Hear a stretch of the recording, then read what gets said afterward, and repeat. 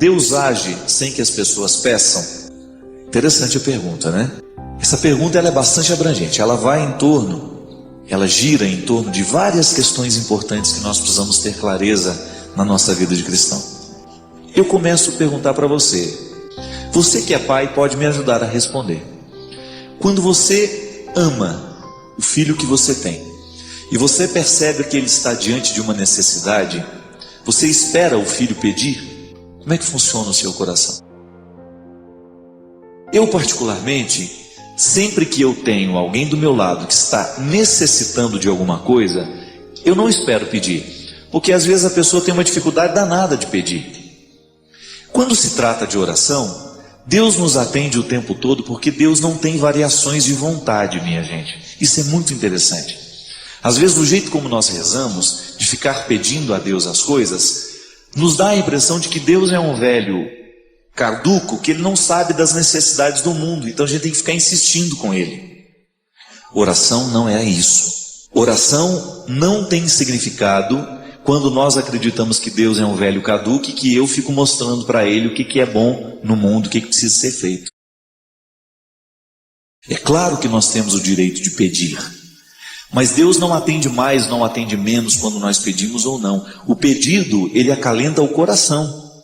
Mas o que faz a oração ter eficácia, a solução do problema que eu apresento para Deus, ela só acontece no momento em que a graça de Deus, que sempre é desejo de que o ser humano seja feliz, se encontra com um ser humano que verdadeiramente quer ser feliz. Pedir a Deus proteção, por exemplo. Eu peço a Deus que me proteja todos os dias, mas eu olho para os dois lados da rua antes de atravessá-la. Então, o pedido que eu faço está diretamente unido a uma responsabilidade que eu tenho de olhar para os dois lados, de não expor a minha vida ao risco, de não ficar fazendo nada que seja perigoso contra a minha vida. Agora, o grande problema, meu querido, é quando nós acreditamos que Deus obedece às nossas ordens. Eu particularmente tenho muito, mas muito receio com esse tipo de oração. Nós determinamos, nós fazemos. Não, nós não determinamos nada. Nós pedimos. Se vai acontecer ou não, vai ser fruto do que Deus já nos concedeu com o encontro da vontade humana. Se eu peço, por exemplo, para que Deus acabe com a fome na Somália, mas eu não faço nada para terminar a fome na Somália, Deus fica desmoralizado. Porque como é que Deus pode exterminar a fome de um povo, senão pela própria mobilização do povo? Ou daqueles governantes que são responsáveis por criar uma vida mais digna e mais humana para aquele país? Deus fica desmoralizado, porque a gente pede, a gente faz o nosso pedido, mas a gente não faz a nossa parte. Então Deus faz sem que a gente peça? Faz.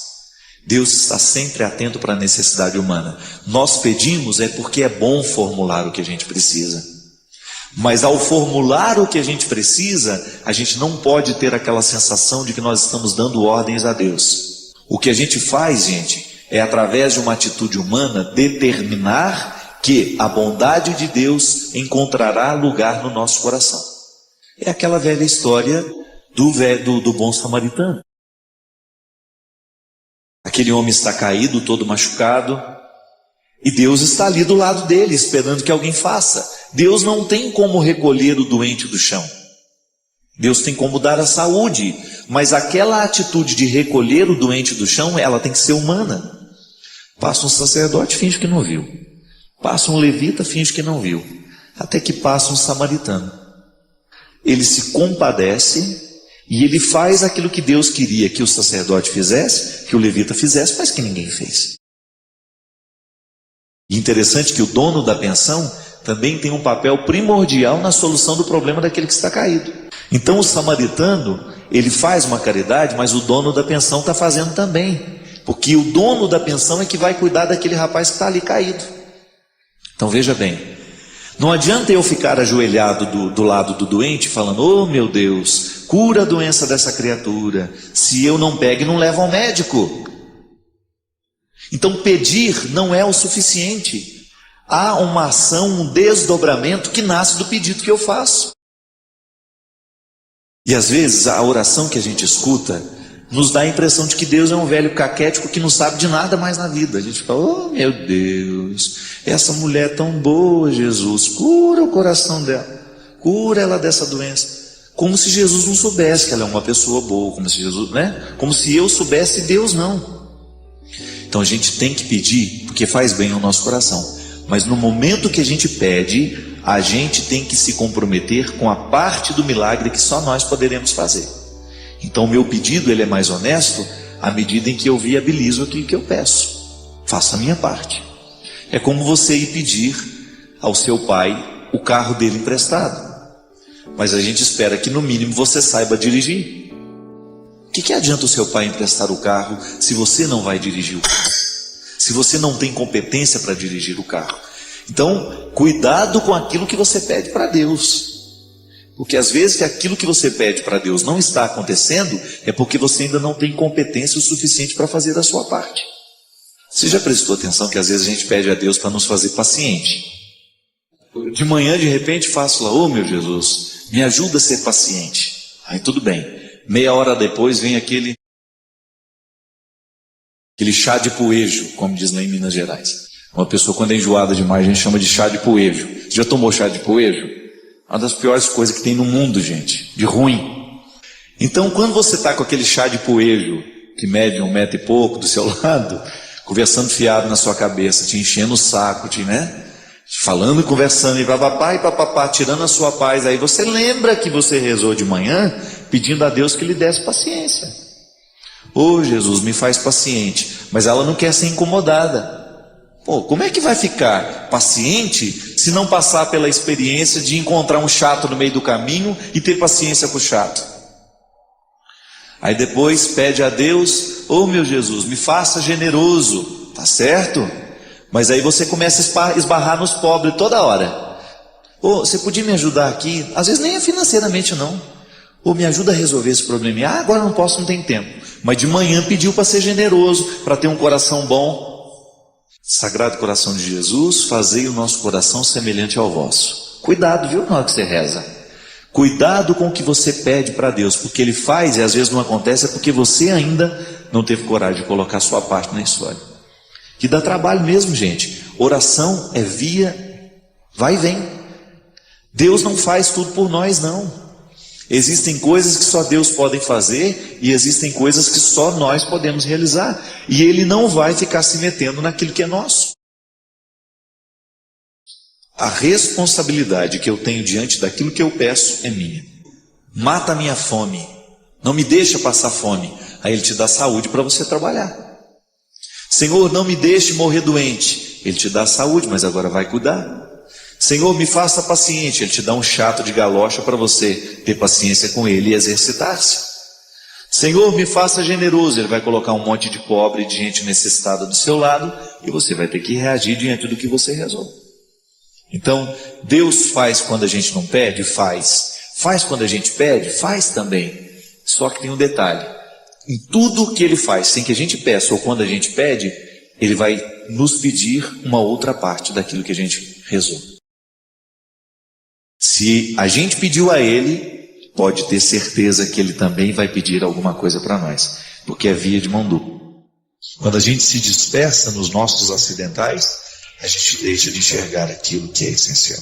Eu particularmente, minha gente, uma das coisas que mais me encantou é que Israel, a Palestina, né, essa divisão que existe ali, o território, todo o território de Israel, digamos assim, ele é marcado por uma contradição tão bonita, tão venturosa, digamos assim, tão cheia de destinos, né?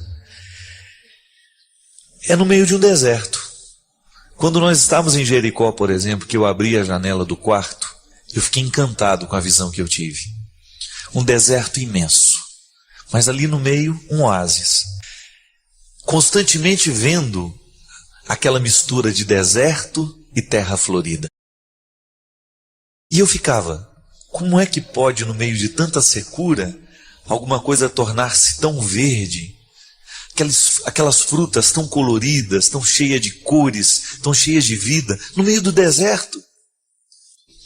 O mistério é que no meio daquela terra seca e árida, existem pequenas mangueiras, canalizando aquilo que eles chamam de irrigação de gota.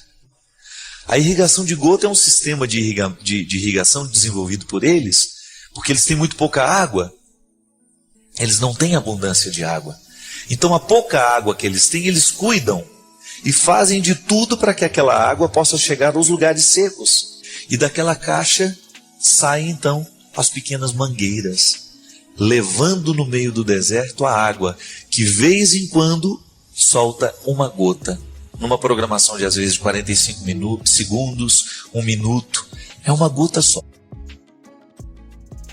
Não é muita água, é uma gota que sai daquela mangueira, cai na terra, e o milagre de ser constante, esta pequena gota, vai fazendo com que a terra se torne fértil. Mesmo no meio de um deserto imenso, é possível ter aquela plantação maravilhosa por causa da constância de uma gota que não deixa de cair. Há um mistério maravilhoso em tudo isso, não é verdade? Porque na nossa vida muitas vezes é a mesma coisa. Quantas vezes você também passa pela experiência de ter um deserto dentro de você? E quantas vezes você também ficou sem respostas? Como é que eu vou deixar, ou melhor, como é que eu vou transformar esse deserto em terra que possa ser plantada? Como é que essa terra árida vai sair da condição de árida para se tornar fértil? Quem sabe a gente olhando ali, como é que eles resolvem o problema da seca, o problema da aridez da terra, nós possamos descobrir um jeito também. Se deixarmos cair uma gota, por menor que seja, ela já faz a diferença. A constância daquela gota vai transformando o que é árido em realidade fértil. No nosso coração, muitas vezes árido, se a gente deixar cair aí uma gota de perdão, uma gota de amor, coisas pequenininhas. Às vezes a nossa tristeza é imensa, mas existem gotas de alegrias que nós podemos cultivar. Existem pequenas atitudes, pequenas gotas, que se a gente faz, o milagre da fertilidade volta. Acontece. Assim como lá naquela terra tão seca, é possível ver plantações maravilhosas. A mesma coisa nós precisamos fazer. O tempo todo nós precisamos jogar na aridez da nossa vida uma gotinha de esperança, que somada a outras pequenas gotas de esperança vão trazendo transformação. Nenhuma transformação é da noite para o dia. Tudo na vida humana é processual, isto é, fruto de um processo. Ninguém se torna bom da noite para o dia, da mesma forma como ninguém se torna ruim da noite para o dia, não. São os processos pequenos que nós vamos vivendo, as escolhas que nós vamos fazendo, é que vão transformando aquilo que a gente é. São as pequenas escolhas que vão constituindo as grandes realidades da nossa vida. Pode observar, grandes destruições acontecem por causa de pequenos descuidos. Grandes acidentes acontecem por causa da somatória de pequenos descuidos. Eu me recordo quando caiu aquele avião da Gol, lá no meio da mata, né? Muita gente perguntava qual foi a causa da queda. E eu ouvi um especialista dizendo, olha, a queda de um avião não é fruto apenas de um fator. São inúmeros pequenos fatores que, quando juntos, geram a catástrofe, a tragédia. A tragédia, ela nasce de pequenos descuidos. Assim como há muitos anos atrás, um avião de uma grande companhia aérea, porque o piloto distraiu, digitou a rota errada, ao invés de pousar em Belém, ele saiu lá no Xingu. Foi parar lá no meio daquela mata, totalmente o lado oposto para o qual ele deveria ter ido, por causa de um descuido. Minha gente, na nossa vida, a mesma coisa acontece. Se a gente não cuida, na hora que a gente digita a rota do nosso voo, nosso avião vai para um lado completamente oposto para o qual deveria ir. São os descuidos que mudam a rota da nossa vida. Às vezes mudando para coisas boas, às vezes mudando para coisas terríveis. O dia que você descuida da sua família, da sua casa, pode ter certeza, é bem provável que mais cedo ou mais tarde, o descuido de hoje somado ao descuido de amanhã, ao descuido de depois de amanhã, ou de ontem, resulte em realidades muito tristes.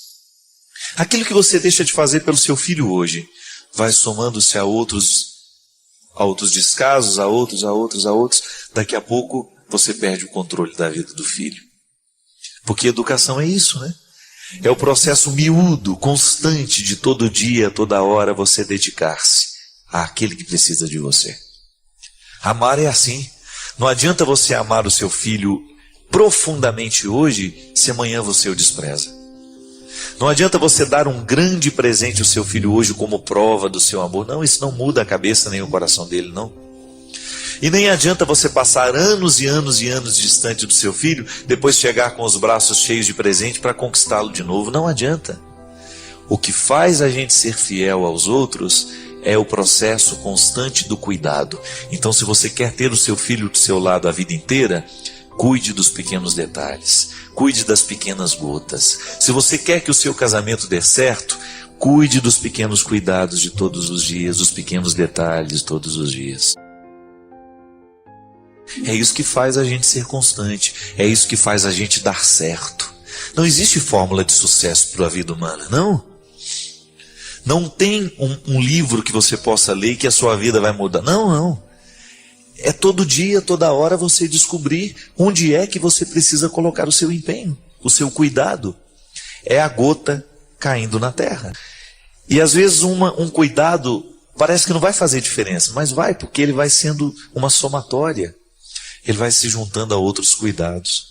E esses outros cuidados, quando somados, eles geram uma atitude, geram um jeito de ser. E o que mais vale na nossa vida é a gente transformar o nosso jeito de ser, a nossa atitude. E essa transformação só virá a partir do momento que nós observarmos as pequenas coisas.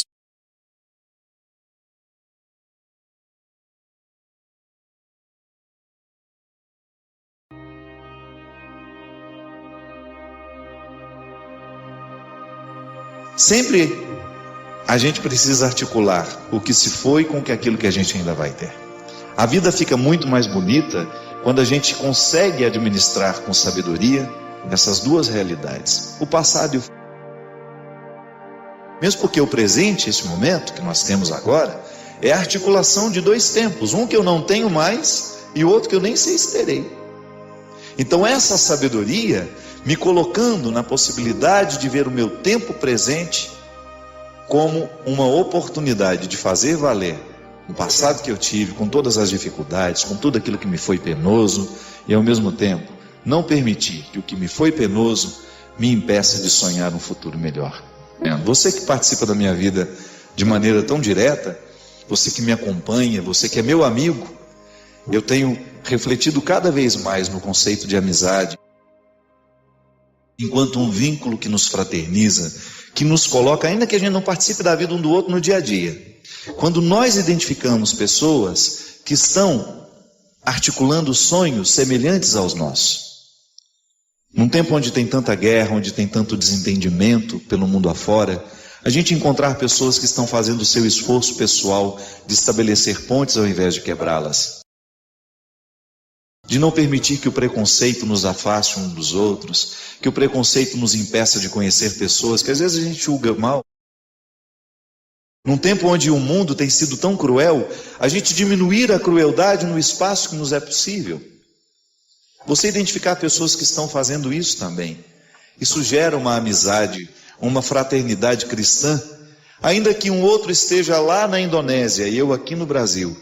Saber que aquele homem que ama numa língua diferente, com costumes diferentes, está buscando os mesmos ideais que eu, me torna amigo dele, ainda que a gente nunca frequente a casa um do outro. Olhar nas marcas daquilo que a gente viveu ao longo deste ano, o aprendizado para aquilo que a gente pode viver a partir de agora. Volto a dizer, a dificuldade do meu ano foi muito grande, mas ao mesmo tempo tão em paz, tão visitado pela esperança, porque é isso que Deus me move a viver. Eu não posso dar testemunho da minha fé se eu estiver desanimado com a vida, por mais tribulações que eu tenha. Talvez você saiba, tenha me escutado contar, um dos episódios difíceis da minha vida esse ano foi que a minha casa caiu, literalmente.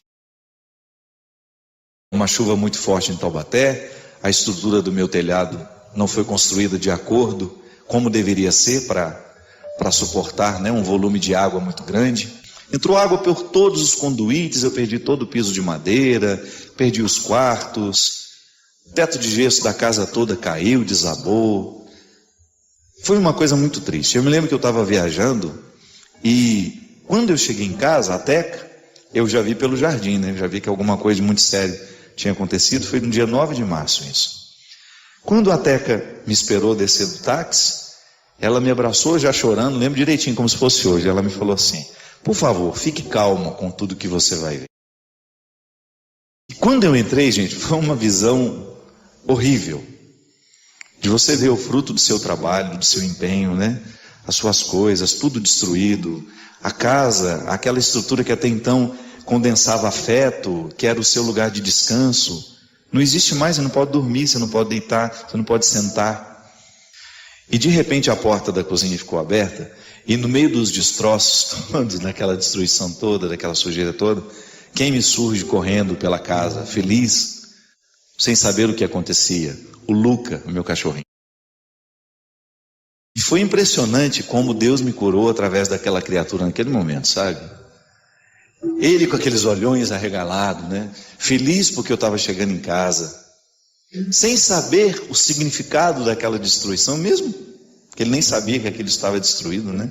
Ele só queria me encontrar. O amigo dele tinha ficado 15 dias longe, viajando, e estava voltando naquela hora. Ele não tinha a menor intenção de me olhar com algum outro olhar que não fosse a da alegria de me ver chegar. Eu me lembro que eu sentei no chão e abracei aquela criatura e chorei tudo o que eu precisava chorar. E é como se naquele momento Deus me fizesse entender, através do não entendimento do Luca, da tragédia, de que a vida pode ser sempre bonita, desde quando a gente encontre um motivo, ainda que seja pequeno, para a gente recomeçar a nossa história. O que é uma casa destruída? Nada, é um prejuízo financeiro, é. O que a gente não pode permitir é que a casa caia dentro de nós. O que a gente não pode permitir é que a estrutura que nos sustenta possa ruir, através dos problemas que a gente enfrenta. Eu não tenho um filho para me abraçar quando eu volto. Talvez você tenha.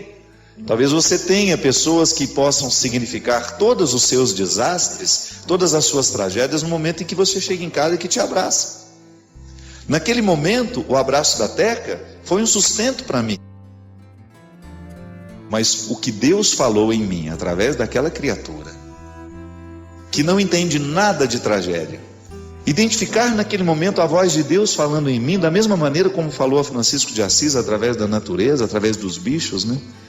Me comprometeu ainda mais com tudo aquilo que eu precisava deixar cair dentro de mim junto com aquela casa.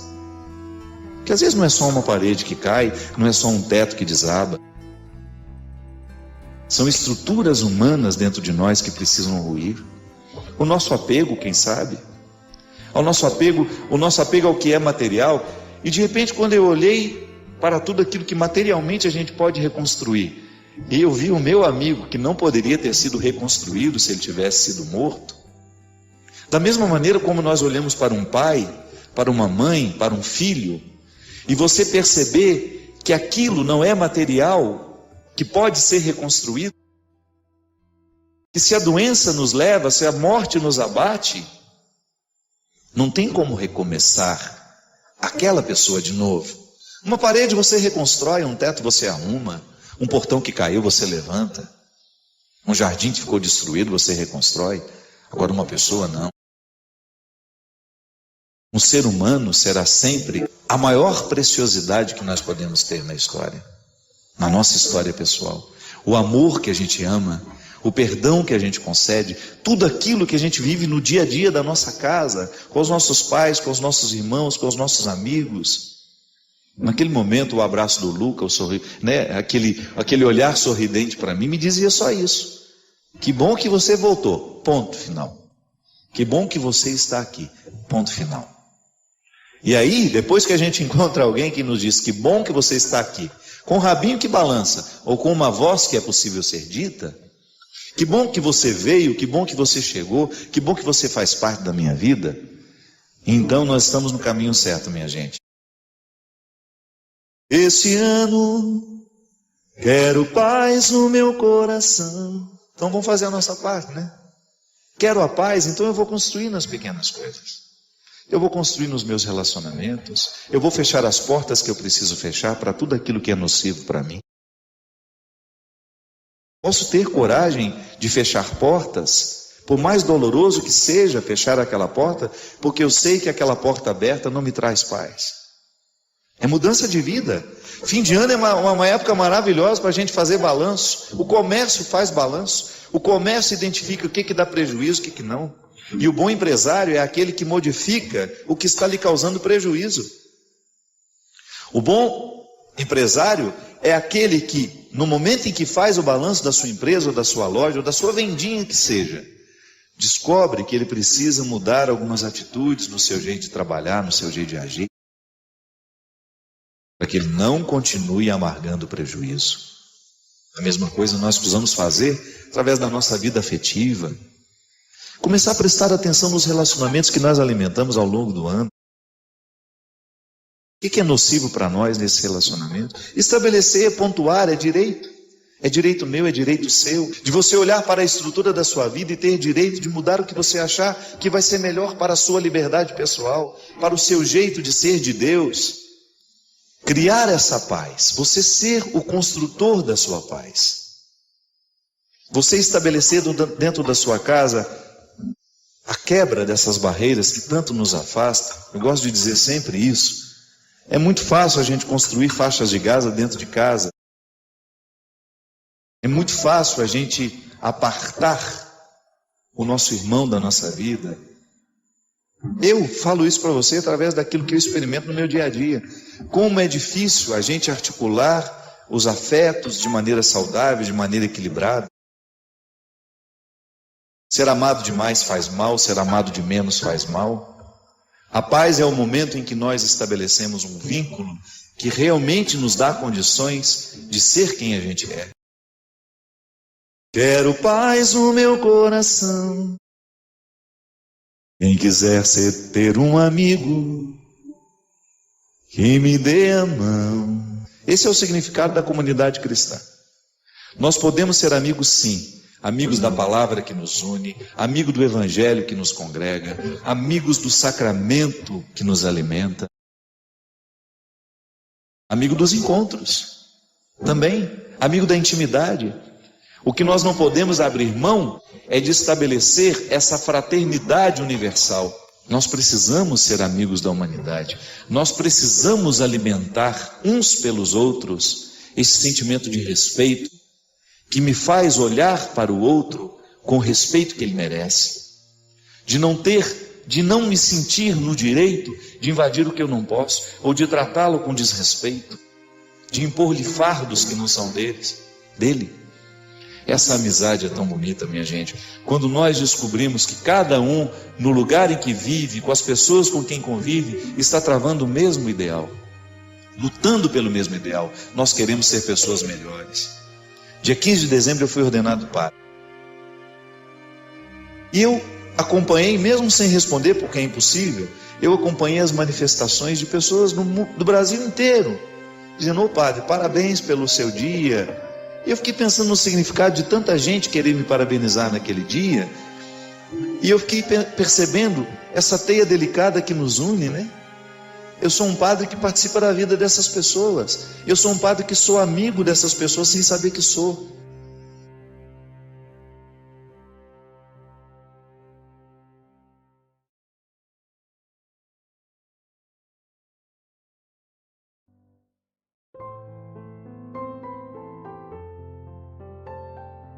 A árvore e os frutos, o coração e as palavras, que está no Evangelho de Mateus.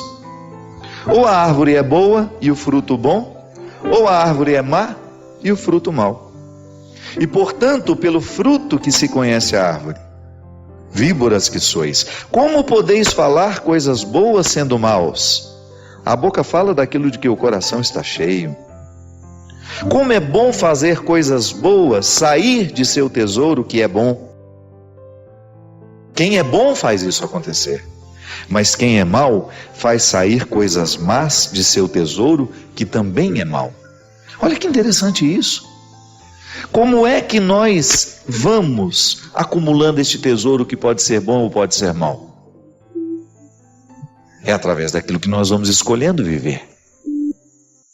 Você começa a perceber se aquela pessoa está saudável por dentro com aquilo que ela fala. Presta atenção no que você anda falando. Presta atenção nos assuntos que lhe agradam e você vai ter condições de perceber a maturidade da sua vida espiritual ou a saúde da sua vida espiritual. Sabe por quê, minha gente? Se a gente não faz a poda na hora certa, da mesma forma como o vinicultor poda a vinha no momento certo, ela vai adoecer. Nós precisamos ter a sabedoria de perceber onde é que nós precisamos podar, o que é que nós precisamos adubar em nós. O que é o adubo dessa vida espiritual? É você criar a disciplina de fazer todos os dias. Então, se você não tem o hábito de rezar com a Sagrada Escritura, comece a ter. Isso é uma maneira que você tem de adubar a sua vida espiritual. E a partir do fruto que você produz, você ter coragem de interferir no processo que faz nascer esse fruto. Então tá bom, eu estou fofoqueiro. O que está me fazendo ser fofoqueiro? É aquele grupo de amigos. Então, neutraliza o poder daquele grupo sobre você. Fale menos, esteja menos. Ou quando aquele assunto começar a falar, gente, eu gostaria de mudar um pouco o meu jeito de ser e quem sabe vocês possam me ajudar. Queria falar menos. Queria falar só coisas que realmente possam engrandecer a nossa convivência. Vamos mudar um pouco os nossos assuntos. Vamos falar de coisas que nos agreguem, que nos façam bem. Ali, você está interferindo de maneira direta na produção dos seus frutos. Isso é uma responsabilidade, minha gente, que nós não podemos abrir mão. Isso é determinante para que o nosso cristianismo seja frutuoso ou não. Eu acho que Deus fica tão feliz, né? Quando Ele percebe que nós estamos cuidando das pequenas coisas. Que nós estamos honrando a nossa parceria com Ele. Que nós não estamos sendo relapsos com a nossa saúde. Da mesma maneira como um pai fica feliz vendo o filho se cuidando. Quando o pai fica feliz sabendo que o filho não está se drogando. Quando ele não está optando pela vida que mata. Pelo estilo de vida que mata. Deus se alegra da mesma maneira. Eu acho que quando Ele me vê lá de manhã, abrindo a palavra dEle, procurando alguma palavra aqui, algum texto, alguma parte deste texto que me oriente, que me torne uma pessoa melhor, é claro que Ele se alegra. E Ele multiplica as graças pequenas, as minudências do cotidiano, que vão sendo ampliadas à medida em que eu sou fiel no pouco. Não podemos abrir mão da oportunidade de melhorar a produção das nossas palavras, a produção das nossas atitudes, a produção dos nossos pensamentos, porque o tempo todo eu estou pensando, o tempo todo eu estou falando, e isso precisa ter qualidade. A gente precisa prestar atenção na qualidade do que a gente pensa. A gente precisa prestar atenção na qualidade da nossa palavra. Será que a minha palavra está engrandecendo alguém? A gente precisa prestar atenção na palavra que a gente escreve. Porque tudo isso é fruto. E tudo isso nos expõe. Tudo isso é testemunho ou contra-testemunho do nosso cristianismo. Deus é o nosso parceiro nessa história. Quanto mais a gente for fiel àquilo que Ele nos oferece, muito mais Ele vai nos oferecer para que a gente continue trilhando esse bonito caminho da maturidade espiritual. Por isso que Ele disse que pelo fruto se conhece a árvore. Se o fruto não está bom, a doença não é só do fruto, é de quem está produzindo aquele fruto. Como é que nós sabemos que uma árvore está doente? Quando você percebe que os frutos dela não estão sendo satisfatórios, não estão sendo saborosos, não é assim? Veja bem, o vinicultor é aquele agricultor responsável por administrar a saúde da vinha. Então, se as uvas estão bonitas, o vinicultor será sempre o responsável pela beleza das uvas. Aqui, Jesus está dizendo que a pessoa que é má na sua natureza, sabe quando a pessoa vai ficando má, ruim? Quando ela vai fazendo parcerias com as coisas ruins da vida. Porque nós não nascemos maus. A própria filosofia já dizia isso. O homem é bom, o homem nasce bom, o meio é que o corrompe. O meio é que o estraga. O que é o meio?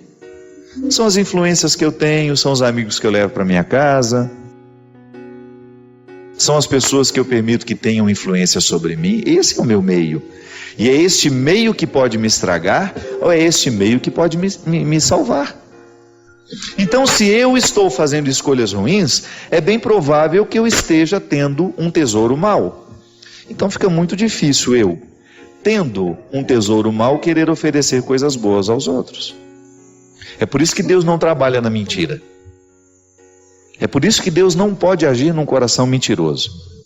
Porque se falta a honestidade, como é que Ele vai agir em nós? Se eu não reconheço que os meus frutos estão ruins, como é que Ele vai agir em mim? O primeiro passo é eu ter a humildade de perceber e de reconhecer que o meu jeito de viver não está produzindo coisas boas. Que as minhas palavras não estão edificando, que as minhas palavras não estão engrandecendo a vida do outro, né? Que a minha palavra não tem sido conselheira, que a minha palavra tem sido diabólica, porque corta no meio, minha palavra é fofoqueira, a minha palavra é de maledicência. Toda vez que eu abro a boca é para falar mal de alguém, toda vez que eu abro um assunto é para falar mal da vida de uma pessoa. Isso é fruto. O vinicultor é o especializado, é o agricultor especializado em perceber a aparência da vinha e saber se ela está doente ou se ela está saudável. Minha gente, a mesma coisa é com a gente, em se tratando de vida espiritual. Mas quem nos observa para dizer se nós estamos doentes ou não? Quem é que percebe se os nossos frutos estão de acordo com aquilo que a gente pode produzir ou não? Somos nós mesmos. Nós somos os vinicultores da nossa vida espiritual. Nós somos os primeiros responsáveis pela maturidade espiritual que temos ou pela imaturidade espiritual que temos. Os outros que estão ao nosso redor podem nos ajudar, mas é a honestidade diária que nos faz prestar atenção nos frutos que nós estamos produzindo, que vai nos dar condições de agir diretamente no nosso jeito de ser, para a gente modificar essa produção. Minha gente, é impressionante como Deus faz grandes milagres em nós, quando nós oferecemos a Ele pequenas atitudes. Pequenas atitudes geram grandes milagres. É igual a pequena disciplina. Se eu preciso emagrecer, eu tenho que estabelecer todos os dias uma pequena disciplina para mim, que não muda a minha vida. Meu médico, um grande amigo, que até faleceu, ele me dizia sempre: não é a dieta de um dia que nos emagrece, e não é o exagero de um dia que nos engorda. É a falta de disciplina. É isso que retira a saúde do nosso corpo. É isso que faz a gente acumular as gorduras desnecessárias e nocivas para o nosso organismo. Quando eu não tenho a disciplina de olhar para o meu dia e de proporcionar esse grande milagre que é a minha saúde através de uma atitude, eu não posso acreditar em milagre. Eu só tenho o direito de acreditar no milagre que eu ajudo a contribuir. Se sou fiel no pouco, Ele me confiará muito mais. Essa regra é para mim, essa regra é para você, essa regra é para o Diego. Essa regra é para todos nós que queremos ser gente. Essa regra é para todos nós que estamos um pouco preocupados com a qualidade da nossa vida cristã. Porque é claro que se você for pegar os cristãos que estão esparramados pelo mundo, pode ser que metade não esteja nem aí para as suas atitudes, não esteja nem um pouco comprometida. Essa metade não está nem um pouco comprometida com as exigências do cristianismo. Vive como se Deus não existisse. Tem apenas uma religião de preceito. Mas não é o nosso caso.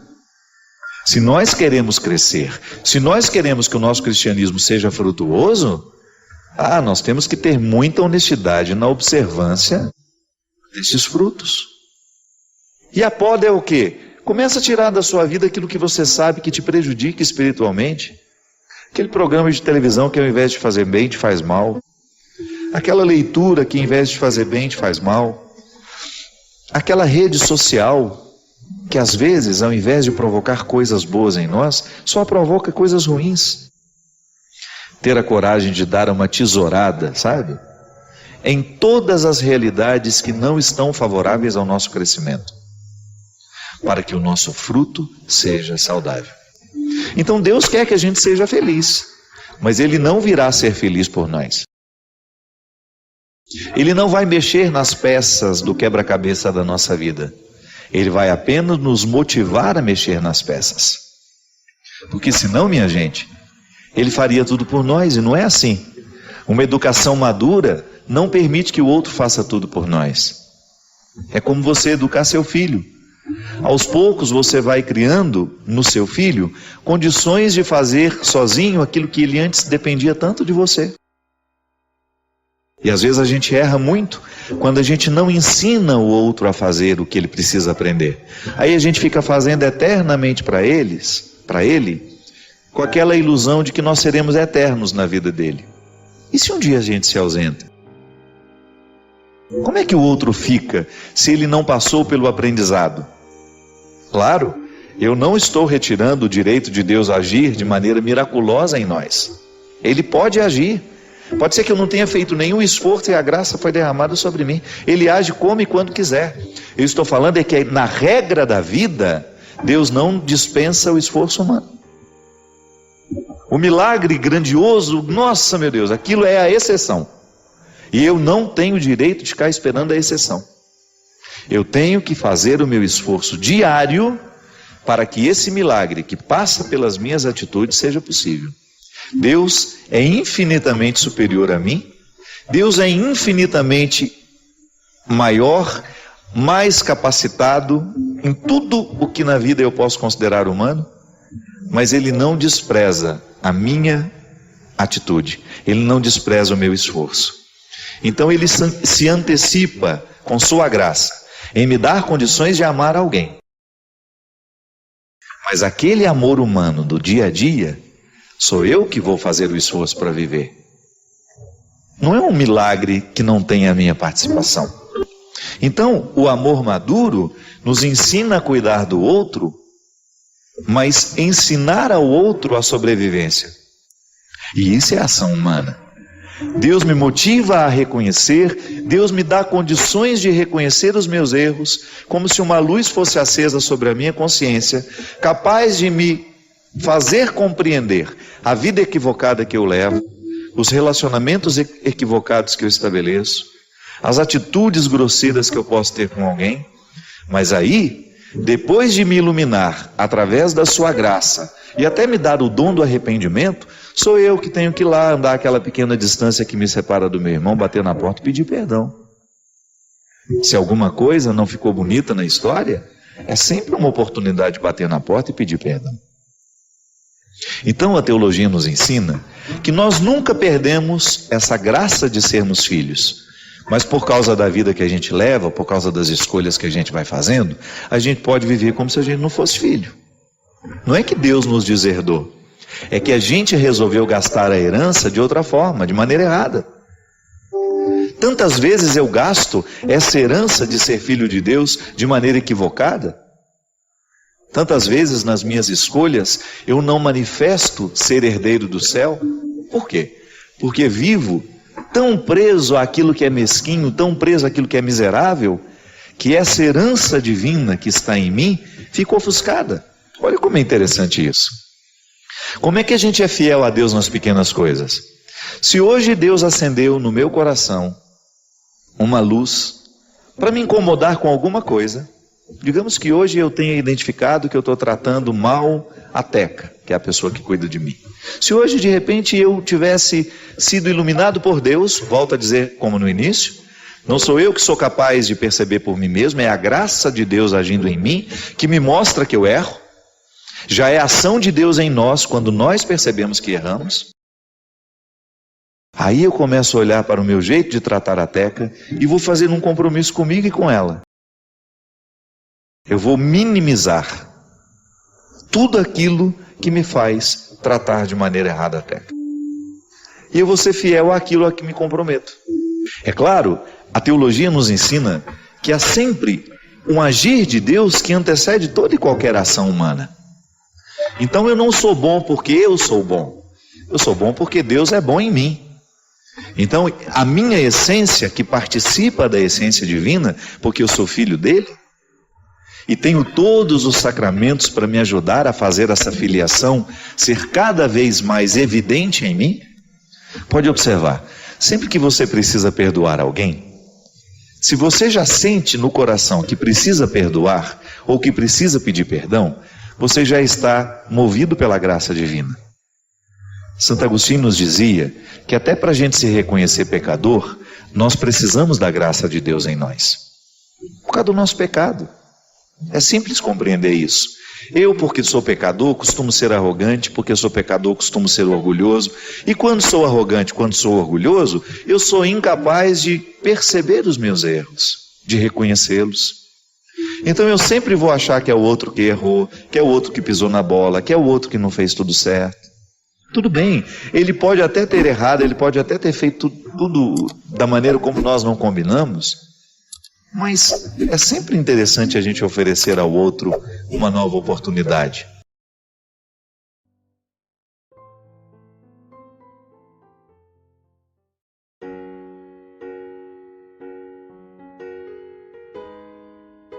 O mau aluno não fica da noite para o dia. Ninguém fica alcoólatra da noite para o dia. Ninguém chega destruindo a casa da noite para o dia. É aos poucos que a gente vai deixando o empenho de lado. As famílias, as situações sociais hoje estão cada vez mais destruídas. Não é porque a gente se decidiu da noite para o dia, não. É porque a gente se decidiu aos poucos pela destruição. Quando a gente percebe que a vida vai se tornando infeliz, quando nós vamos nos tornando incapazes de viver a realização humana, que é o projeto de Deus para todos nós. Deus não quer ninguém frustrado, Deus não quer ninguém decepcionado, Deus não quer ninguém caído nas margens da sociedade, mas Deus nos quer de pé. Mas esse estar de pé necessita que no dia a dia a gente tenha esforço, a gente tenha empenho. Eu fico pensando, sabe, o grande perigo que nós temos de chegar um dia na morte sem termos realizado 50% do que nós poderíamos ter feito na vida. E você pode observar que geralmente quem tem medo de morrer são pessoas que não sabem viver. Quem tem medo de morrer geralmente não sabe viver. Porque quem vive bem, quem se empenha no que precisa se empenhar, não tem medo da morte. Faz da vida uma experiência real. Tem gente que vive ensaiando. Vive a vida como se fosse um ensaio. Amanhã eu faço. Amanhã eu perdoo. Bem-aventurados os que não deixam para amanhã. Bem-aventurados os que sabem descobrir a beleza de ser feliz agora. Bem-aventurados aqueles que descobrem que a felicidade não é amanhã, mas é agora. A própria experiência de fazer com que a felicidade aconteça amanhã, eu já estou de alguma forma sendo feliz. A própria experiência de preparar a festa já é uma forma de viver a beleza da festa. E é por isso que quem espera demais pela festa se decepciona com ela depois. Vive o atropelo, fica só pensando no que vai ser, fica só pensando no que vai ser, não está percebendo que o que está sendo já está sendo bonito, já está valendo a pena. E então, quando chega a festa e passa e acaba, mas era só isso? Você é que não foi capaz de descobrir que preparar a festa já era uma forma de ser feliz. que já havia uma alegria escondida em cada momento da preparação. Porque a nossa casa está cheia de pequenos pacotes, cheio de pequenas felicidades escondidas. Porque às vezes nós achamos que esta grande felicidade estará num grande pacote final. Vamos atravessar um lugar e chegar lá, a felicidade está lá. Não. A felicidade é justamente você ter a sensibilidade de abrir um armário da cozinha, tirar um pacote de arroz e você perceber que fazer bem aquele arroz, temperar bem, cozinhar bem, já é uma forma de fazer a felicidade acontecer ali naquela hora. Não é para ficar gostosa somente depois, não. É o processo de feitura, de dedicação ali, de você observar o processo da feitura, de você saber que tudo aquilo ali é detalhe seu sendo colocado. Aí você descobre que a felicidade é pequena e que ela vai se tornando grande à medida em que a gente vai juntando uma coisa na outra. Há um jeito de ser feliz. Não é uma receita mágica, mas é a atitude de cada hora, é a atitude de cada momento. Você se empenha para conseguir um resultado final. O atleta, por exemplo, o que diferencia um atleta medalha de ouro do medalha de prata? Às vezes, minha gente, 5 segundos. Milésimos de segundos. Chegou à frente por uma diferença de milésimos de segundos. E sabe o que faz a diferença no final? Às vezes 5 minutos, 10 minutos a mais de treino por dia. Que no final de tudo, faz a diferença na vida de quem é medalha de ouro. E às vezes, no momento em que a gente descobre que precisa dar 5 minutos a mais para chegar no segundo ponto da bem-aventurança, da consolação, da alegria, no momento do sofrimento, no momento da luta, no momento da humilhação, quando a gente precisa dar 5 minutos a mais, nós não temos disposição. A gente não vê a hora de ficar livre daquilo. Se o treinador, se o atleta começa a pensar assim, ele jamais será um vencedor. Jamais será um vencedor e se contentará sempre em ser um terceiro, quarto, último lugar, porque ele já aprendeu a ser um perdedor, aprendeu a ser uma águia velha sem o poder de caça, aprendeu a ser uma cigarra eternamente debaixo da terra, que nunca sai para cantar, porque não vive de fato o processo de estar ali para ser o que é. O medalha de ouro é aquele que se desafia. Estou cansado, mas vou treinar mais 5 minutos. Por que isso? 5 minutos hoje, 5 minutos amanhã e depois, farão diferença no meu resultado final. E tem isso diante de si, tem essa consciência de que não pode parar, de que não pode deixar de lutar, porque a vida, a felicidade, só acontecerá na sua vida se ele souber viver o empenho daquela hora, a dificuldade daquele momento, se souber sorver com todas as forças aquele momento que está lhe batendo a porta, aquele desafio que precisa ser vencido. Porque há muitos de nós que precisa cair o bico e fica só olhando para o penhasco. Meu Deus, preciso começar a bater esse bico nesse penhasco. Vou começar amanhã. É igual dieta que começa na segunda. Nós sempre temos uma desculpa. Esse final de semana eu vou aproveitar. Depois eu começo. E aí, nós vamos enganando a gente mesmo e nós vamos ficando só na primeira parte. Continuamos pobres, continuamos miseráveis, continuamos mesquinhos, continuamos enjoados, continuamos aborrecidos, continuamos humilhados, continuamos mortos, continuamos no sepulcro, porque deixamos de viver a perspectiva da vitória, porque a gente não tem a coragem heróica de bater o bico contra o penhasco e deixar que caia aquilo que já não é mais nosso. É igual pessoa que morre alguém da família e que não aceita a morte. Fica vivendo como se aquela pessoa existisse, estende o sofrimento a vida inteira, não é capaz de dar tchau, não é capaz de sepultar, não é capaz de compreender que as pessoas morrem, por mais trágico que seja a morte. Precisamos nos libertar disso. Morreu, vamos sofrer, mas vamos sofrer para que a cura aconteça em nós. Vamos sepultar o que precisa ser sepultado. Nisso consiste a maturidade. É igual o namorado que termina e que não aceita que o namoro acabou, fica eternamente sofrendo pelo namorado que não virá mais. E não são poucas as pessoas que hoje vivem a agonia, porque não sabe deixar as pessoas irem embora, não sabe deixar as pessoas partirem. Saudade é o revés de um parto. É arrumar um quarto para um filho que já morreu. Olha que coisa mais triste. Fazer da vida uma eterna espera de quem já não volta. E quem espera por aquilo que não é possível, já está sendo infeliz nas pequenas partes. Porque o bonito da vida é a gente descobrir, não deu certo, mas agora a gente pode ir além. Quem gosta de apontar para o que não deu certo são as pessoas infelizes. Quem gosta de apontar para aquilo que já não deu certo são aquelas pessoas mesquinhas, e nós estamos cheios de gente assim do nosso lado. Quantas vezes a gente não é assim na vida do outro?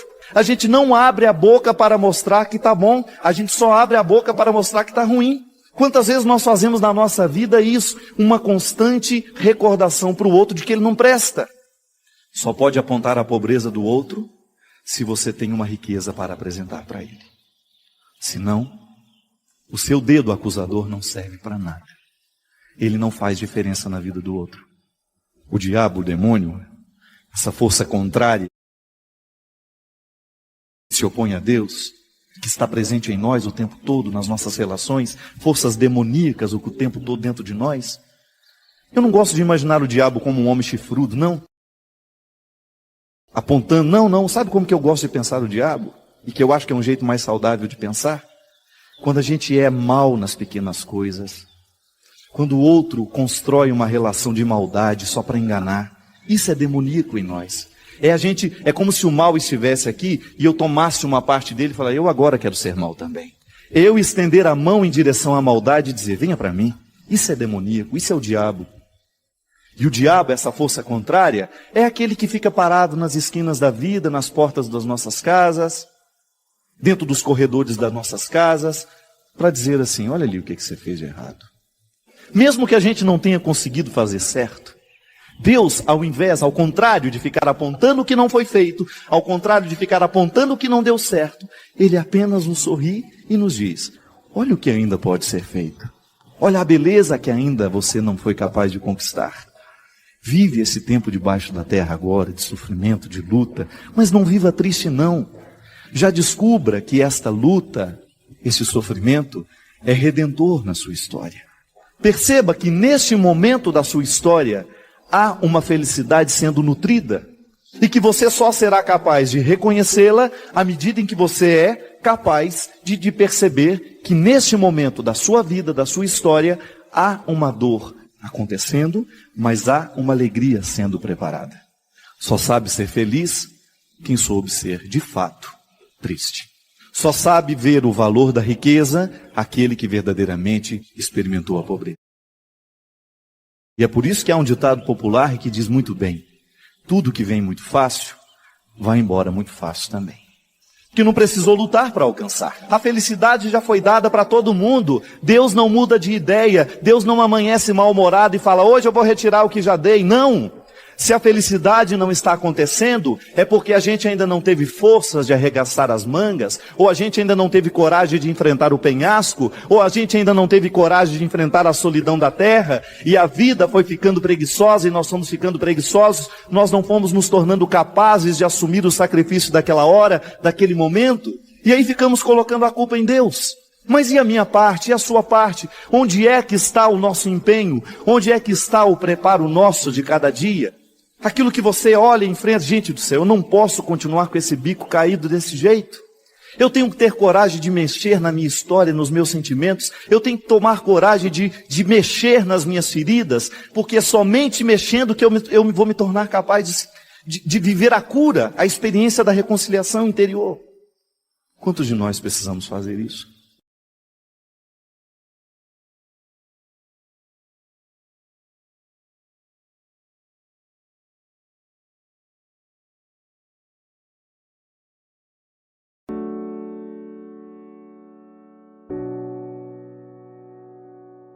Hoje eu vivi uma situação que me fez pensar muito sobre o poder que a gratidão tem de reorganizar dentro de nós aquilo que a gente viveu e que ficou... Eu gosto de comparar como se fosse uma peça fora da estante, né? A gente arrumou e sobrou.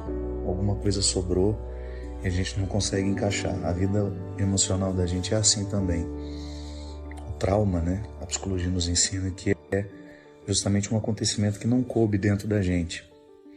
Numa fase da vida eu fui traumatizado pela fala de alguém, por um acontecimento, então eu não soube acomodar dentro de mim, porque quando eu sou criança eu não tenho os filtros da maturidade que me permitem não deixar que aquilo que está sendo dito, que aquilo que está sendo feito, possa me machucar tanto. Por não ter esse filtro, eu acabo vivendo o trauma, que é a minha incapacidade de guardar de uma forma positiva aquilo que eu vivi. E chega um momento da vida que tudo isso vem à tona, né? As faturas do vivido sempre chegarão nas nossas mãos. E hoje eu estava pensando de como faz diferença, na hora que nós vamos viver essa organização, a gente ser movido pelo sentimento de gratidão. Que é justamente uma forma de se perdoar, né? Às vezes a gente não consegue olhar para aquilo que a gente viveu, para aquelas situações em que a gente fracassou, em que a gente não teve condições de dar a melhor parte, de fazer da melhor forma. Então aquilo não cabe dentro de nós e a gente vai levando uma amargura e que não faz sentido, né? Porque a amargura que a gente sente hoje não corrige o erro do passado. Eu sempre gosto de fazer a diferenciação entre a culpa e o arrependimento. Essa incapacidade de guardar dentro de nós, de armazenar de uma forma harmoniosa o que a gente viveu, geralmente gera culpa. Então eu me sinto culpado porque eu não dei conta, porque eu fui reprovado, porque eu fracassei, porque eu não passei, porque eu não alcancei, a minha meta não foi cumprida. Ou então posso me sentir arrependido de alguma coisa que eu olho, reconheço que não deu certo porque eu errei em alguns pontos, não calculei bem, não fiz as melhores escolhas. Então o arrependimento, o arrependimento me proporciona novas oportunidades. A partir dele eu posso corrigir o presente. Nunca a culpa nos faz voltar para o passado que a gente não modifica. O arrependimento nos faz prestar atenção no presente que agora está diante de mim e que pode receber a minha intervenção. Eu estava pensando de como, no momento em que eu sou grato, eu chego à conclusão de que a vida foi como poderia ter sido mesmo. Eu não tinha as forças para ser forte naquele momento, eu não tinha sabedoria para escolher melhor. Então, à medida que eu vou reconciliando isso dentro de mim, que eu vou derramando a água do perdão sobre isso, né? Existe uma expressão bonita na mística que são as abluções, que são os mergulhos que nós fazemos das nossas realidades na graça de Deus, na crença, a crença que você tiver nesse sagrado que lhe habita. A gente vai ficando cada vez mais leve. Então eu olho para o que eu vivi e sou grato. Sou grato por tudo. Eu fico pensando, minha gente, se eu tivesse sido privado de todas as situações que me fizeram sofrer, certamente eu não teria alcançado nem 20% do que eu já alcancei de mim. Claro que eu estou longe de ser, de estar na minha melhor versão. Mas aquilo que eu já alcancei de mim hoje me permite ser um homem feliz. E tudo isso é porque, de alguma forma, eu agradeci. Tive uma vida muito difícil, tenho até hoje, tenho, mas não reclamo não. Eu sou grato pela vida, por tudo aquilo que eu já consegui viver, por tudo aquilo que eu tenho hoje. Essa gratidão com a vida eu aprendo muito com a minha mãe, que sempre teve uma vida muito, mas muito difícil. Aliás, a história dela me inspira muito. E eu nunca vi, assim, na minha mãe um traço de rancor, de mágoa. E todo mundo que conhece minha mãe sabe, né? Ela tem um humor delicado, ela é engraçada, ela não precisa contar piada para fazer a gente rir. Muitas pessoas até num primeiro momento se aproximam dela porque é minha mãe, né? Mas depois que descobrem o ser humano que ela é, eu só fico pequenininho perto dela. Ela tem uma gratidão natural. Eu sinto que minha mãe colocou tudo o que estava desarrumado dentro dela na estante das emoções. Ficou tudo muito bem guardado. E hoje, quando olho para ela, eu tenho a oportunidade de ver um ser humano de bem com a vida mesmo. Me ocorre muito uma frase da tia Judite, que é a tia do Marcos Montenegro, que perdeu um filho, assim como minha mãe perdeu também. Ela contou toda a história, que é muito triste, e depois ela sempre finalizava assim, mas está tudo certo. É isso mesmo, acho que quando a gente vive essa reconciliação diária com aquilo que nos aconteceu, a gente não vai dormir com os ressentimentos. E aí isso nos livra de nos sentirmos vítimas, coitadinhos de nós, olha como eu sofro. Porque na verdade esse é o grande... É o fato que nos paralisa, né? Quando a gente começa a se interpretar com vitimismo. Acho que fica muito mais leve a gente olhar para a vida, por mais difícil que ela seja, e ela é difícil para todos nós. Aí a gente olhar bem nos olhos dela e dizer: Dona Vida, a senhora não me deve nada, tá tudo certo. Vamos continuar porque tá tudo certo. Desejo do fundo do meu coração que nessa semana de Páscoa você tenha a disposição interior de mergulhar em você, identificar o que está morto e o que precisa receber o sopro de uma vida nova. Às vezes nós vamos vivendo a nossa vida sem muita reflexão. Eu falo muito isso, né? Nós somos muito mais reativos do que reflexivos. E é justamente a reflexão que nos faz compreender ou perceber aquilo que nós estamos errando. Não há uma outra forma de você identificar na sua vida se você está acertando com você, com os outros, ou se você está errando, a não ser refletindo. Que é justamente a oportunidade que você tem de jogar o olhar para dentro. O livro começa falando justamente disso. Em algum momento da nossa vida, a gente desaprende de olhar para dentro. Eu aprendi muito isso peregrinando. Minha amiga Fabiana sempre falava isso, que o peregrino é aquele que anda de fora, mas que também tem que andar por dentro. Os lugares por onde eu passo me sugerem entrar dentro de mim. E é verdade. Quando eu entro dentro de mim, eu tenho contato com as minhas verdades, com aquilo que às vezes está inconsciente em mim, eu não sei, mas acaba provocando reações na minha vida, porque o inconsciente, embora ele seja desconhecido, ele é extremamente atuante em nós. Eu tenho atitudes hoje que estão muito ligadas ao meu passado, e são inconscientes os motivos que me fazem agir assim ou assado. Claro, acessar o inconsciente é um assunto difícil de ser tratado aqui. Como podemos fazer isso? As terapias podem nos ajudar, mas eu preciso ter um modo de viver que seja terapêutico. Eu preciso ser também meu analista. Você precisa ser seu. Porque senão a gente fica vivendo sem saber exatamente quem somos, o que podemos, o que queremos. Quantas pessoas eu encontro pela vida que estão vivendo uma vida que não querem e às vezes estão infelizes porque nem sabem que não é essa a vida que elas querem. Se acostumaram a ela, se adaptaram a ela. E o livro é justamente uma reflexão sobre isso. Eu coloco 2 personagens porque é romanceado. Então é um homem que está se preparando para ir trabalhar e de repente ele percebe que tem uma criança dentro do quarto. E como ele já está no estado de arrebatamento, ele não problematiza o fato de ter uma criança dentro do quarto dele. E ele começa a estabelecer um diálogo com ela, com essa criança, que é uma menina, que começa a fazer algumas perguntas para ele. Uma pergunta simples, né? O que você enxerga quando você se olha no espelho? E ele responde muito praticamente: meu corpo, né? Ela, mas o que tem além de tudo isso? E pronto, aí começa uma conversa muito interessante, que é um diálogo do homem com a consciência. A consciência é uma menina, uma criança, e eu quis dar esse simbolismo porque geralmente, quando nós acessamos a nossa criança, lá não existe muito disfarce. Nós somos muito verdadeiros quando somos criança. E depois, à medida que a gente vai ficando educado, a gente costuma soterrar muitas das nossas verdades para que a gente... Então, às vezes, nesse processo de adaptação, para a gente ser aceito, nós abrimos mão de quem somos.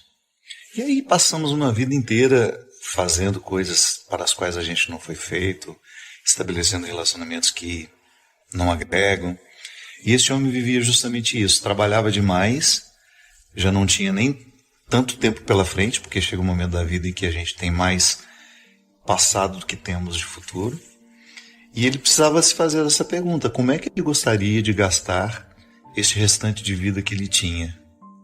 Não é justo a gente olhar para o tempo que a gente tem e nem saber quanto tempo a gente tem, sabendo que nós vamos desperdiçar aí mais 2, 3, 4 anos numa situação que a gente sabe que não é pra gente, que não nos faz felizes, que não nos realiza.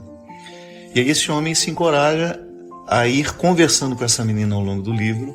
Claro, num primeiro momento cheio de resistência, porque todos nós não gostamos de ser desafiados quando nós identificamos que não estamos coerentes. A incoerência é um desconforto. E aí, à medida que eles vão conversando, o diálogo vai abrindo a mente dele e ele vai entrando dentro dele, fazendo essa viagem interior que eu falava no início. Tão necessária, minha gente. A qualidade da nossa vida depende do quanto a gente se conhece.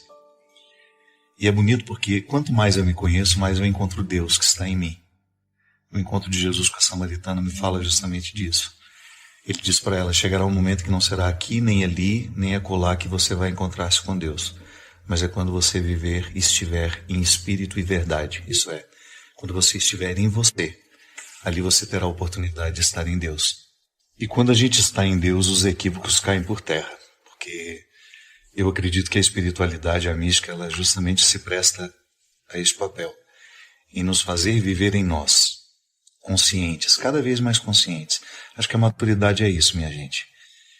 É a capacidade de perceber o que nos envolve, a vida que nós estamos vivendo e ter liberdade de decidir se nós queremos ou não continuar assim. Boa oportunidade que a gente tem de proporcionar-nos mesmo essa proeza de renascer. Às vezes nós estamos tão necessitados de um sopro novo, de um novo ânimo, de uma nova forma de olhar. Eu gosto de viver para esclarecer, eu gosto muito de cantar aquela música disparada, eu vivo para consertar. Tudo aquilo que eu encontro de errado, eu gosto de ajudar a consertar. E fazer esse papel na vida das pessoas é muito, muito precioso. Saber que de alguma forma a minha palavra, a minha reflexão, aquilo que eu aprendi com Jesus, que faz parte da minha vida e que está tão integrado em mim, possa ajudar a libertar outras consciências também. Bem a sós, recobra teus cuidados já esquecidos, coloca ao colo o teu ser franzino, a tenra idade, os prados imaculados da divina infância, e conceda-te a delicada subversão de renascer. Se a gente quer resultado, nós temos que lutar. Não adianta, nada vai cair do céu. Nada cai do céu. Fé nasce do chão. Acho que a gente inverteu as coisas, né? A nossa oração tinha que ser voltada para o chão o tempo todo. Que é aqui que Deus floresce. Deus é igual semente, floresce no chão. Essa metáfora de que Deus está no céu, isso é bonito. Mas é aqui, ó, é pisando nesse chão que a vida acontece. A força que Deus me dá, a força que Deus lhe dá, é para que a gente consiga plantar o jardim. Ninguém prometeu que nossa vida seria um jardim de flores, mas Deus prometeu a força para a gente plantar. Eu estou aqui, graças a Deus, cheio de saúde, tenho o meu esforço nessa história, tem, mas é dom de Deus em mim. Eu faço a minha força. Quer passar no vestibular? Estuda. Não tem essa história: ô padre, reza para mim. Não vou rezar, não. Se você não estudar, minha oração não serve para nada neste momento. Se você não estudar, você não adianta ficar sentado, ajoelhado diante do Santíssimo, com o livro na cabeça: ô Senhor, me ajuda a passar no vestibular. Faça primeiro a sua tarefa, depois você tem o direito de esperar pelo dom. É aquilo que a gente fala sempre. Nós só temos o direito de esperar pelo impossível depois que fizermos tudo o que nos foi possível. Agora tem um outro detalhe. Ela está dizendo aqui: padre, tudo é muito difícil. Pode ser que você esteja prestando atenção demais no que é difícil. Aí tudo fica mais difícil ainda. Gente, a vida sempre será determinada a partir do que a gente presta atenção. Se você tem diante de você um problema, você tem duas possibilidades. Ou você enxerga o problema, ou você já enxerga a solução. Tem gente que só enxerga o problema. Aí dificilmente encontra a solução, porque fixa os olhos no problema e aí não tem olhos para encontrar a solução. E aí depende de como nós interpretamos a vida. Tem gente que adora dificuldade, tem gente que adora problema. E acaba se tornando uma fonte de problemas, porque não está disposto para soluções.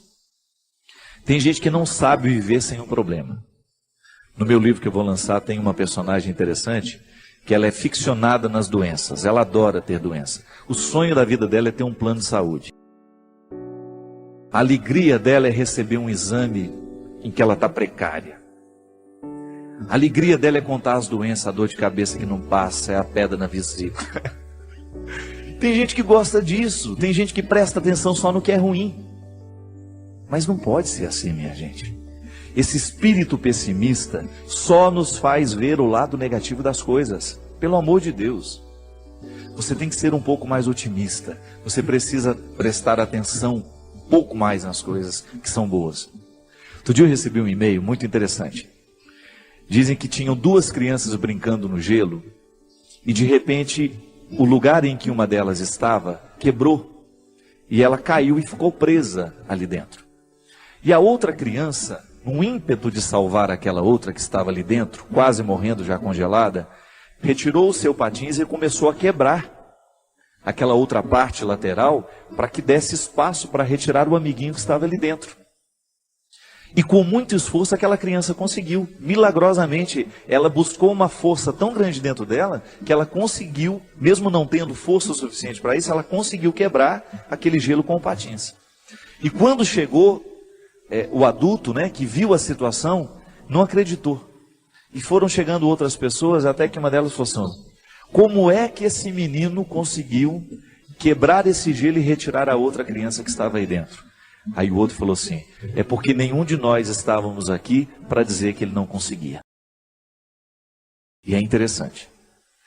Quando nós estamos diante de uma situação difícil, é muito natural que outras pessoas, tomadas por um espírito de porco, venham dizer: você não vai conseguir isso não vai dar certo não é? E sempre tem um assim: eu não falei? Não sei não, estou achando que esse negócio vai dar certo não. Sempre tem um espírito de porco pronto para jogar uma frase destrutiva, que vai desanimar. Mas não. Se a gente não presta atenção nesses discursos, nós vamos extrair coragem dentro de nós de um jeito que a gente não sabia que tinha. Então, minha filha, às vezes, tudo está tão difícil. Não é bem assim. É que nós olhamos tudo de maneira difícil. Não é que tudo está difícil, é que nós olhamos tudo de maneira difícil. Não pode ser assim. Nós precisamos ser um pouco mais otimistas. Dificuldade existe na vida de todo mundo. Elas estão por toda parte. Agora, a maneira como nós encaramos essas dificuldades é que vai fazer a diferença. São 5.000 pessoas para 5 vagas. Não fique preocupada, viu? 90% destes 5.000 que estão tentando essa vaga não estudou do jeito que você estudou.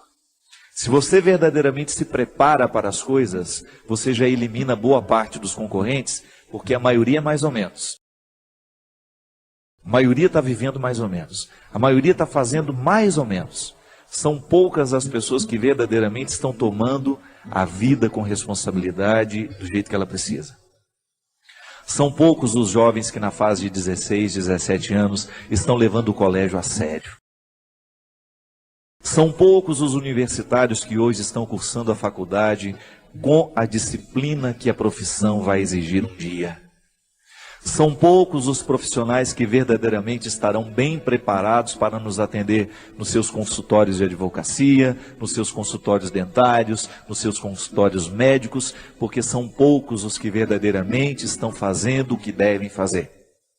Estou sendo pessimista? Não. É só você olhar para o jeito como estão vivendo os nossos universitários, a maneira como eles estão se preparando para a futura profissão. E eu sempre digo, quer ser um bom profissional, estude bem o que você está estudando. Porque você não tem o direito de ser mais ou menos. Não tem. A maior preocupação minha que eu tenho como padre, minha gente, é a qualidade dos nossos padres nos dias de hoje. Você que é padre sabe muito bem o quanto que você é exigido nos dias de hoje. Você precisa ser um homem de sabedoria. Você precisa ser um homem que estabeleça uma ponte com a cultura, com a sociedade. Não dá para você evangelizar do mesmo jeito que evangelizavam há 20 anos atrás. Não dá. Nós precisamos correr atrás da qualidade. Ninguém está fora disso. Você aí na sua área, você precisa correr atrás da sua qualidade. Você que é médico, você que é dentista, você sabe o quanto você precisa se aperfeiçoar para você continuar de pé no mundo de hoje. Hoje nós estamos no tempo da competência e não é problema.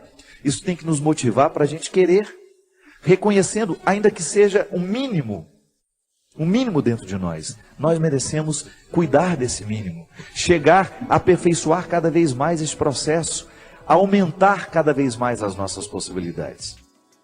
E aí, na hora que a gente esbarra na nossa fragilidade, a gente tem que aprender com ela. Ela não tem que nos desanimar. Mas muito mais que a qualidade profissional, antes dela, é a nossa qualidade humana. Muito mais que um bom médico, você precisa antes é ser um bom pai, ser um bom filho, ser um bom irmão. É isso que faz verdadeiramente a felicidade vir acomodar-se dentro de você. Não adianta você se realizar na sua profissão se você não se realiza como pessoa. E é disso que hoje nós estamos falando. É desse aperfeiçoamento humano. E na faculdade da vida a gente aprende o tempo todo. Não tem nenhum professor a nos ensinar a ser pai, a nos ensinar a ser irmão, não.